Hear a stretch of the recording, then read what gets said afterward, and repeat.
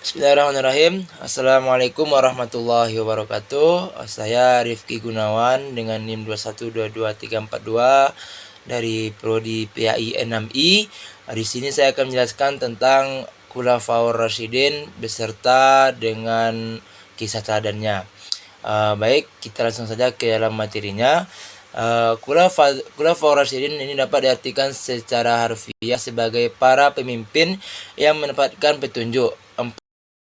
Yang termasuk dalam Khulafaur Rasyidin adalah Abu Bakar, Umar bin Khattab, Utsman bin Affan, dan Ali bin Abi Thalib.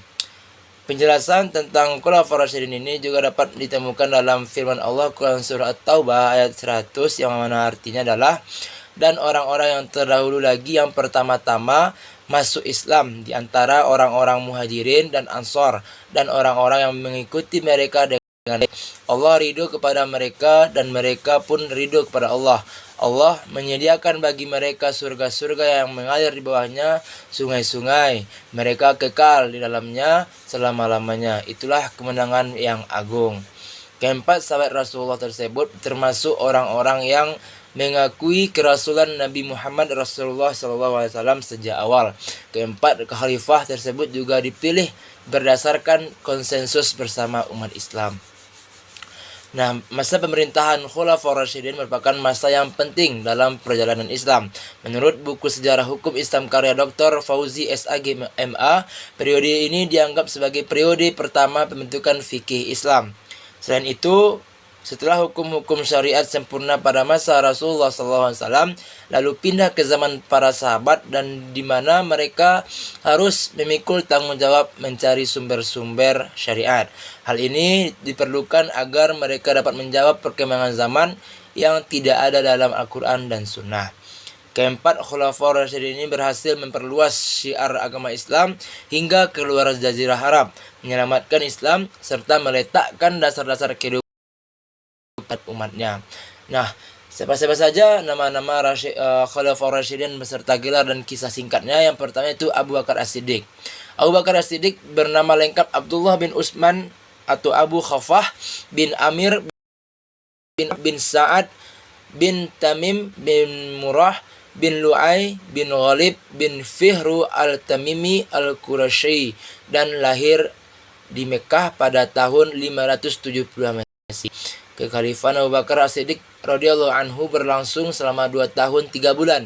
Seperti yang dikutip dari buku Kisah Hidup Abu Bakar As-Siddiq, ia adalah seorang khalifah pertama dan menjadi satu-satunya yang disebut sahabat Rasulullah oleh Allah Subhanahu wa taala dalam Quran surah At-Taubah ayat 40. Selain ucapan dan tingkah lakunya yang menggambarkan kejujuran, Abu Bakar juga selalu mengakui dan Nabi Muhammad SAW saat diangkat sebagai menjadi Nabi. Oleh karena itu, ia menyandang gelar yang sampai saat ini selalu mengikuti namanya As-Siddiq, yang berarti jujur dan membenarkan. Yang kedua itu Umar bin Khattab. Umar bin Khattab lahir di Mekah pada tahun 582 Masehi dan menjadi khalifah pada tahun 634 Masehi. Menggantikan ia bernama lengkap Umar bin Khattab bin Adi bin Abdul Al-Uzza bin Riyah bin Abdullah bin Qarts bin Razak bin Ka'ab bin Adi bin Lu'ay bin Ghalib Al-Qurashi Al-Adwi. Rasulullah SAW memberinya juluk yang artinya sang pembela atau sang pembeda, atau berarti sebagai orang yang mampu membedakan antara yang hak atau kebenaran dan yang batil atau kesesatan. Selain itu, Umar juga menjadi orang pertama yang digelar dengan Amir al-Mu'minin atau pemimpin orang beriman. Dalam sebuah kisah yang ditulis oleh Mustafa Murad, mantan istri Umar bin Khattab, menceritakan tentang ibadah Umar yang tidak mengenal waktu. Umar bin Khattab juga kerap kali terjaga di malam dan siang hari untuk beribadah dan juga berpuasa demi hajat rakyatnya, seperti yang dikisahkan oleh Muawiyah bin Khudai, jenderal dari suku Kindah. Yang ketiga itu Utsman bin Affan.